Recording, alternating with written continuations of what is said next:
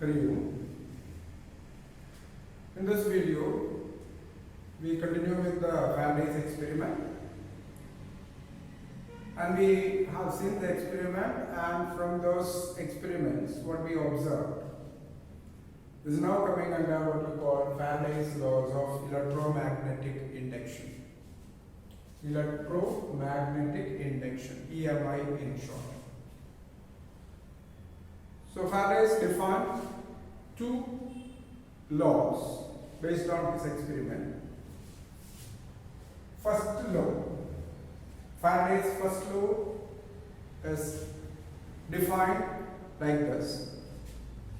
Whenever the electric flux linked with a closed loop changes, there is an EMF induced in the coil, and this will last so long as there is change in magnetic flux. So actually this is nothing but the statement of electromagnetic induction. So it clearly says that whenever there is a change of magnetic flux linked with a circuit, then only there is induction possible. And that is what we have seen with the relative motion of the coil and the magnet.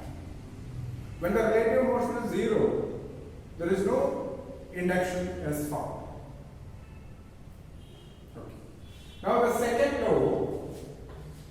second law is actually based on, or what you call the definition for, the amount of EMF induced. The second law states that the rate of change of magnetic flux linked with the coil is directly proportional to the EMF induced in the coil. Whereas induced EMF directly proportional to rate of change of magnetic flux. And it is found to be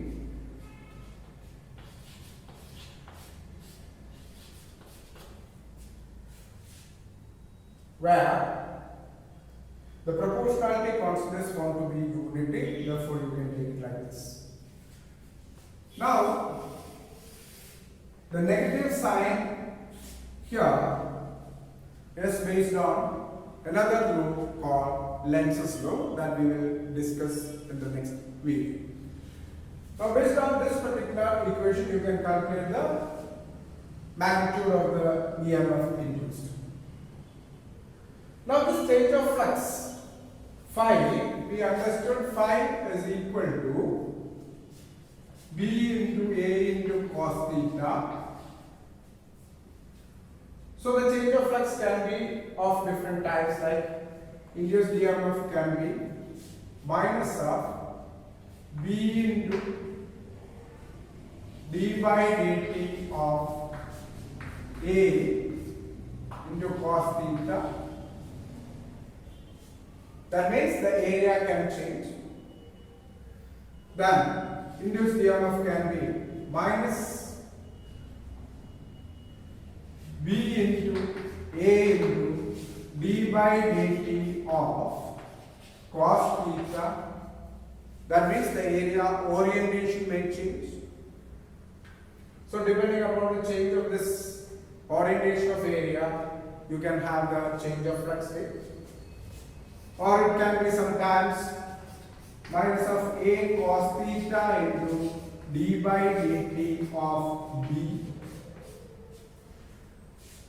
So the change of flux can be of these three different ways possible. So accordingly, induced EMF is possible. This is varying the area. This is varying the orientation of the area in the field. And here, area and its orientation is constant, but the magnetic field strength is varying. Like this ways, you can assume the statement, the second law. And another important thing is that the induced current how we can write the induced current equation. For the closed loop, if there is a resistance R for the coil, then according to Ohm's law, EMF can be written as current into resistance of the loop. So this current I, we can take it as the induced current. Therefore, induced EMF is equal to minus d phi by dt. Therefore, I into R equal to minus d phi by dt, or induced current I equal to minus of 1 by R into d phi by dt. We can write. So this is the equation for induced current.